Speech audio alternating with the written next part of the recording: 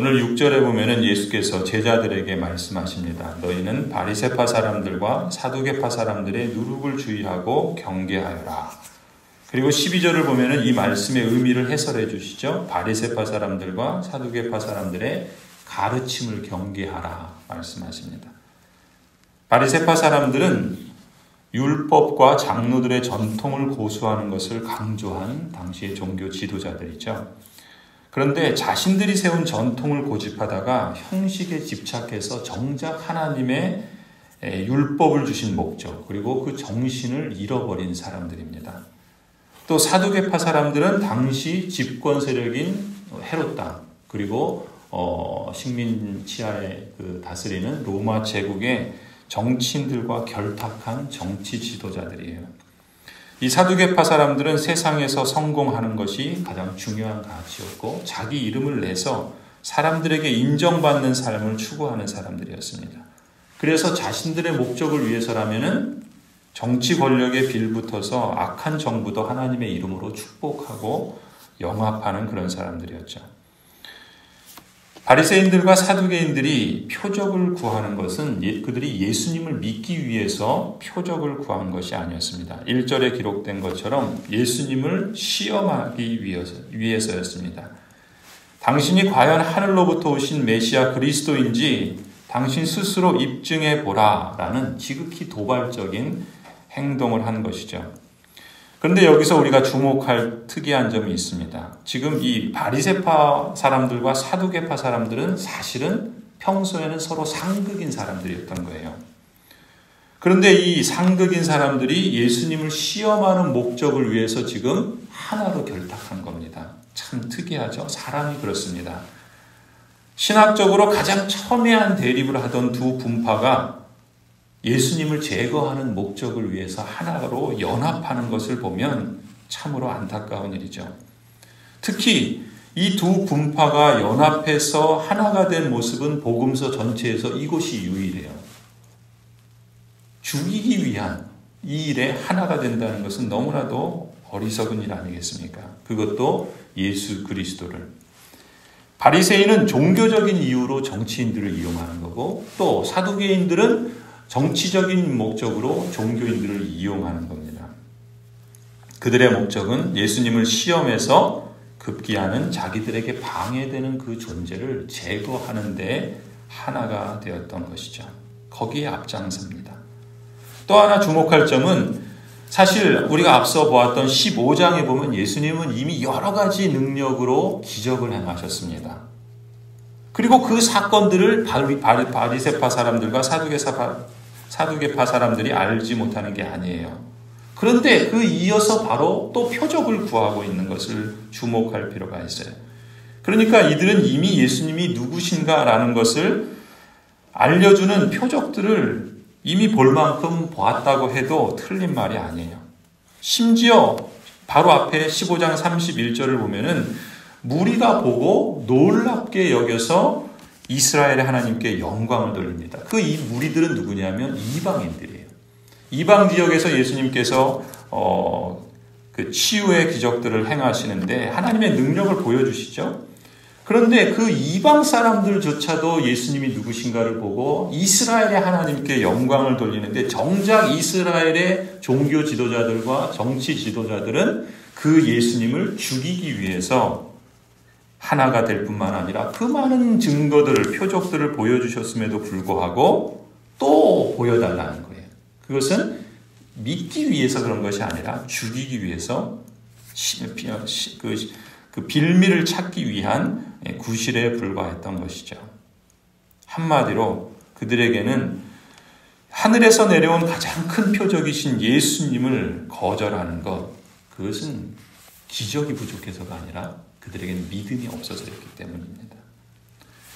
바리새인과 같은 종교 지도자들과 사두개파인과 같은 정치 지도자들이 그런 것이죠. 그들은 알지 못합니다. 아니, 알려는 마음조차 없어요. 자신들의 전통을 지키고 이미 갖고 있는 기득권을 지키는 데만 마음이 쏠려 있습니다. 그게 가득 차 있으니까 그 마음에 어디 들어갈 구석이 없어요. 예수님의 말씀을 들어도 듣지 못합니다. 예수님의 능력을 보여줘도 보지 못해요. 그들의 영적 상태가 얼마나 심각한지를 잘 드러내주고 있는 것이죠. 예수님께서 말씀하신 것처럼 열매를 보면 그들을 안다라고 말씀하십니다. 그들은 예수님이 누구신지 전혀 몰랐던 거예요. 그들은 안타깝게도 17절 표현에서 우리가 유추해 보면은 한마디로 복이 없는 사람들입니다. 어떤 복입니까? 이것을 알려주신 분에게서 그걸 알지 못하는 그런 복이 없는 사람들. 이것을 알려주신 분에게서 유기된 사람들이다라는 것을 우리가 유추해 볼 수가 있습니다. 예수님은 바로 이런 사람들의 누룩을 주의하라고 강조하시는 거예요. 그 누룩이 뭐겠습니까? 그들이 주장하는 것, 그들이 지키려고 고집하는 것, 그들의 말, 그들이 주는 영향을 주의하라는 겁니다. 마치 적은 누룩이 온 반죽 전체에 영향을 주는 것처럼 그들을 주의하고 경계하라는 겁니다. 예수 그리스도께서 제자들에게 이처럼 그들의 누룩을 주의하라고 말씀하시니까 제자들은 어떻게 반응합니까? 제자들은 빵이 없다고 뭐라고 하시는 줄 알고 엉뚱한 반응을 보여요. 그러자 8절에 예수님께서 제자들에게 말씀하시죠. 믿음이 적은 사람들아, 어찌하여 너희는 빵이 없다는 것을 두고 서로 수군거리느냐. 제자들에게도 같은 사고방식이 있는 거예요. 그들의 관심은 온통 빵에 있는 거예요. 먹고 사는 일에 관심이 있습니다. 그래서 예수님께서 그렇게 5병이어에 7병이어에 그렇게 기적을 행하시고 능력을 보여주시고 그럼에도 불구하고 여전히 예수님이 누구신지 또 예수님이 어떤 능력을 갖고 계신지 알지 못하고 보지 못하고 그저 빵 문제로 수군거리기만 하는 그런 사람들인 겁니다. 그런데 여러분 우리가 여기서 또 주목할 점이 있어요. 예수님이 제자들에게 뭐라 그러십니까? 믿음이 적은 사람들아 이렇게 말합니다. 믿음이 적은 사람들아 라고 하시는 이 표현은 예수님께서 제자들에게 사용하셨던 독특한 표현이에요. 이런 표현이 6장 30절에도 나오고 또 8장 26절에도 나오고 또 14장 31절에도 나오고 오늘 본문에도 나옵니다. 이 믿음이 적은 사람들아 라는 말에서 우리가 주목할 점은 지금 왜 예수님께서 제자들을 두고 믿음이 적은 사람이라 말씀하십니까? 이 제자들은 여전히 예수님을 믿고 따르고 있음에도 불구하고 빵의 문제에만 지금 집중하고 있는 거예요. 말하자면 세상적인 일로 근심하고 염려하고 온통 거기에 사로잡혀 있는 겁니다. 얼마나 빵 문제에 집착하고 있으면 예수님이 무슨 말씀을 하면 그 말씀이 무슨 뜻인지 제대로 알아듣지 못하고 엉뚱한 반응을 보이고 있는 것이죠.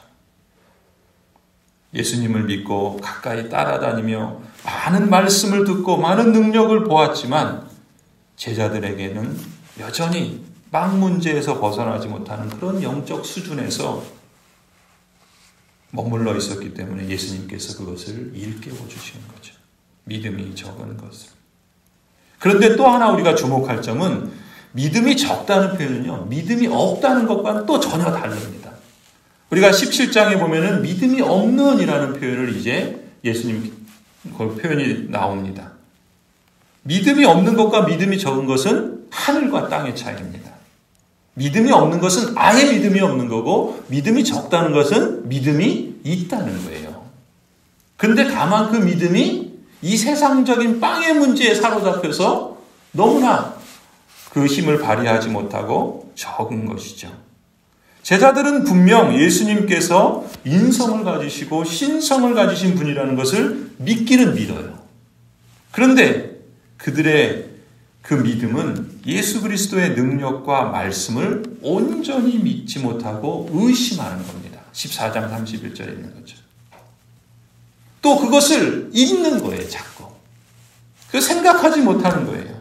지금 그것을 예수님께서 말씀해 주시는 것이죠.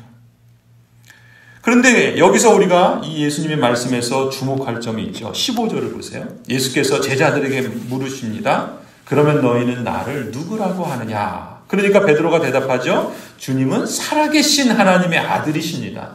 그리스도 메시아이십니다.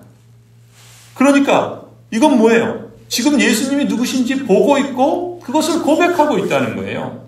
그러니까 17절에 예수님께서 베드로에게 말씀하시죠. 시몬 바요나야, 너는 복이 있다. 너에게 이것을 알려주신 분은 사람이 아니라 하늘에 계신 나의 아버지시다. 제자들은 복이 있는 사람이라는 거예요. 어떤 복입니까? 예수님이 살아계신 하나님의 아들이다.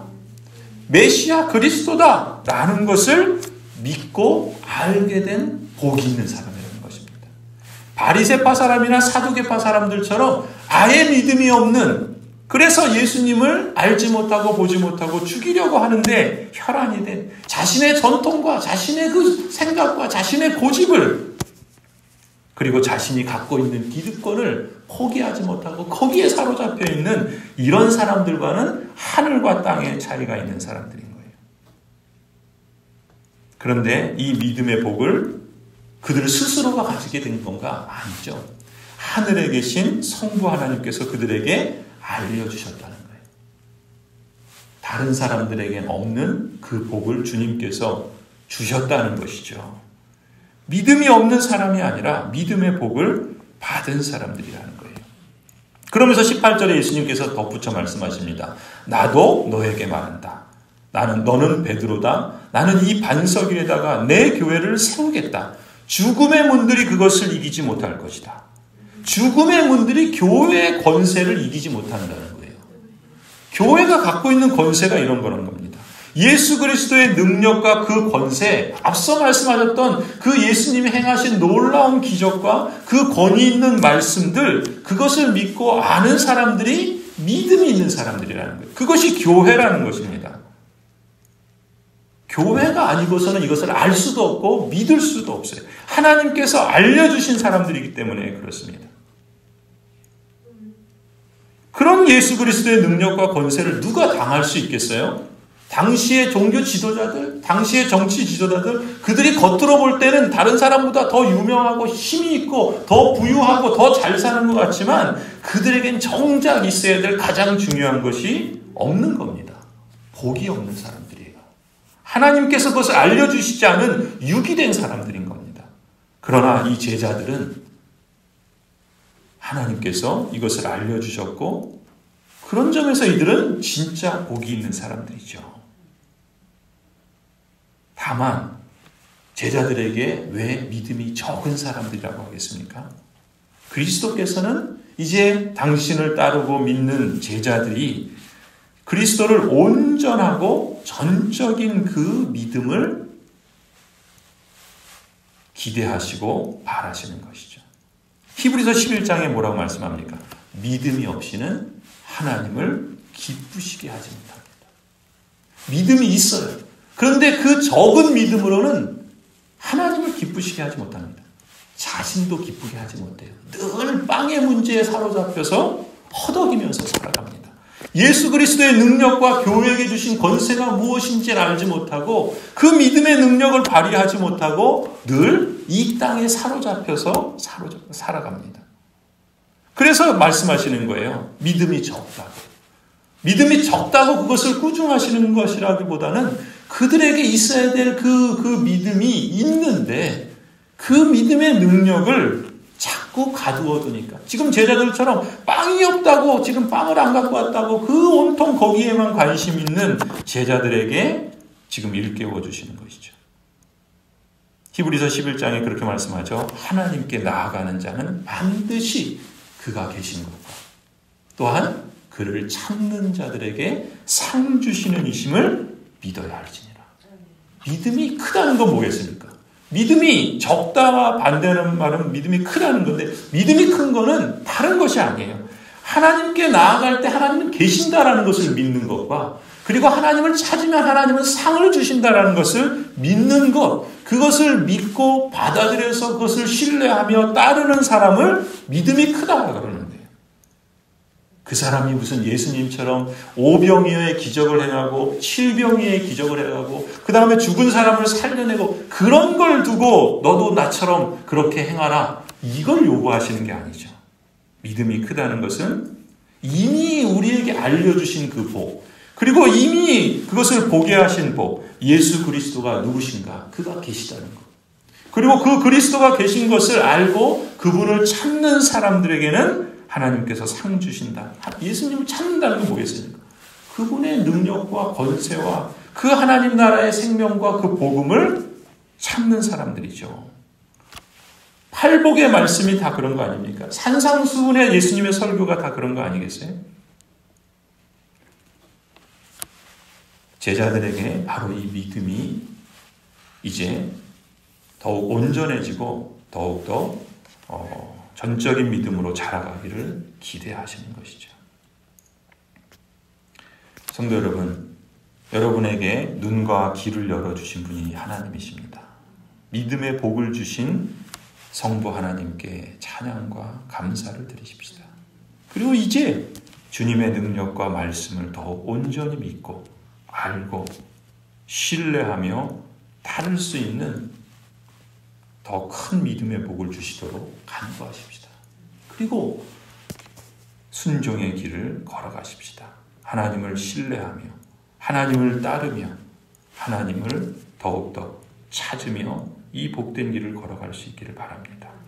그러하면 하나님께서 말씀하시고 약속하신 대로 우리에게 상 주실 줄 믿습니다. 우리가 우리의 힘으로 우리의 삶을 주장하는 것이 아니라 그리스도께서 우리의 삶을 주장해 가신다는 것을 우리가 실감할 수 있으리라 믿습니다.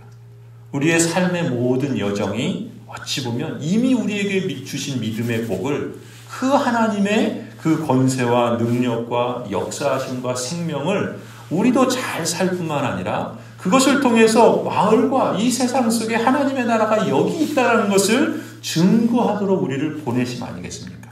이미 그런 부르심과 그런 복을 우리에게 주셨는데 그것을 우리가 땅에 묻어두고 그렇게 서로 수군거리면서 땅의 문제에만 집착할 것이 아니라 그리스도의 그 능력과 그 말씀을 우리가 드러내고 증거할 수 있는 그런 자리로 자라가야 할 줄로 믿습니다.